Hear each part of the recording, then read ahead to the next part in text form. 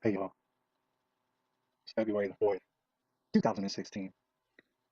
And on this channel, I hope you know that we go over a few things over and over. You hear messages I try to drive home. One of those messages is that people think that America is going down. More than likely they're correct. But I don't think that it's due to ignorance. I'm here to tell you it isn't. It's due to the love of ignorance. Ignorance has always been around. Ignorance will always be around. It's the love of ignorance. It's truly dangerous and destructive. Suicidal. The deal is this. You can either love ignorance or you can love Jesus. The two are opposites. Either you love the lies or you love the truth. You can only serve one. That's a problem. It's because of this that people who love ignorance will sell out anything.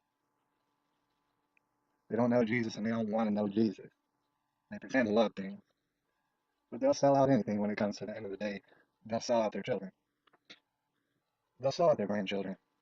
They'll sell out their grandparents. They'll sell out their own hands and their feet for the love of ignorance. They treat it like a safety blanket around them when really nothing could be farther from the truth. So I'm going to show you this lady. Her name is Amelia Bonow, or Amelia Bonow.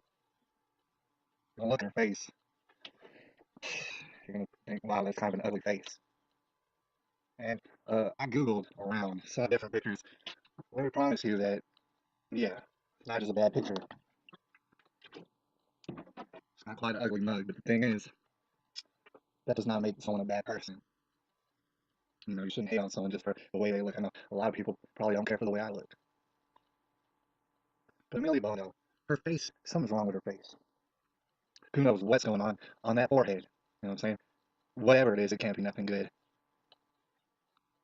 And Amelia Bono, well, she loves lies, and as parent, she's going to love lies to the end. Now, if you go ahead and research it and jump down this rabbit hole, you're going to realize that there's lots of reasons to not like Amelia Bono. You might want to hate her. You might go ahead and categorize her in the group of people who love ignorance, and it looks like they'll love it to the bitter end. And they'll love it so hard that it will bring down America sooner than later. All right. You're gonna notice not only is she kind of ugly in the face, she's also a feminist, and feminists aren't very popular nowadays. All right, she writes for a disgusting organization known as Salon.com. All right. You jump down this rabbit hole, you're gonna see a lady, and she was a bartender. She, in fact, just wrote an article about it, about how when she was a bartender, one man messed up gravely and accidentally called her pretty. Now, he said she was pretty, and what this did to her was it made her fly into a violent rage in her mind, and she writes all about it. Eventually, she winds up shaming this fella for giving her a compliment. It's the kind of compliment a grandfather would give a granddaughter or something like that. It's the most innocent of compliments, and she basically felt raped. She wound up asking him to leave, and he did. Um, Something's real wrong in her brain. Something's real wrong in Amelia Bono's brains. All right.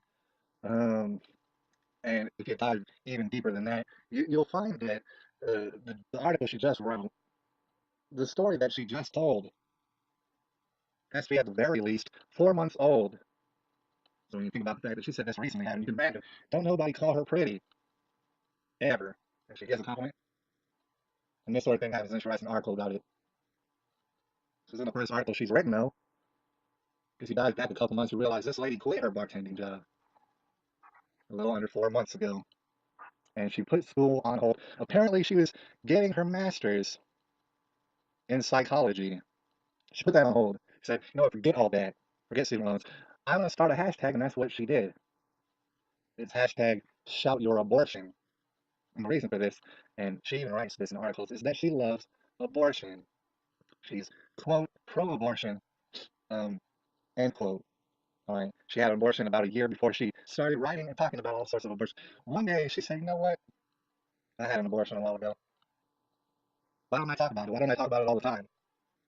Why don't I base my life around this? Why don't I talk about this with my friends? And then she got a friend, and they both record videos of each other talking about their abortions. Not only their abortions, but how they love them. They love every minute of them. They really can't wait to do it again. like I said, she simultaneously created a hashtag. This is what she did. After that, she put out on the internet some sort of crowdfunding about how she doesn't have a job and she can't pay her bills. So she has an idea, and her idea is this. If you want to invest in it, she's going to sit around and talk about her abortions nonstop all the time. She's going to shout about her abortions at you. Hashtag shout your abortion. She's going to do that as a living. She's going to talk to also about other ladies who also have abortions and they love them and they cannot wait to schedule their next abortion. Um, so she started a crowdfunding and she actually said that her goal was $100,000. She wanted to achieve that by, if I'm not mistaken, December, the end of December. I read an article, and it was a week after she started the funding campaign. An article talked about the fact that she only raised $10,000. This lady doing nothing but starting hashtags and making videos. As I see, $10,000 worth of support. Now, if you go to the YouTube channel that represents uh, hashtag Shout Your Abortion, the YouTube channel, you're going to notice that it only has just barely over 100 subscribers. Nothing about this is organically going viral. However, she is receiving large sums of money to the tune of $10,000 within a week. All right.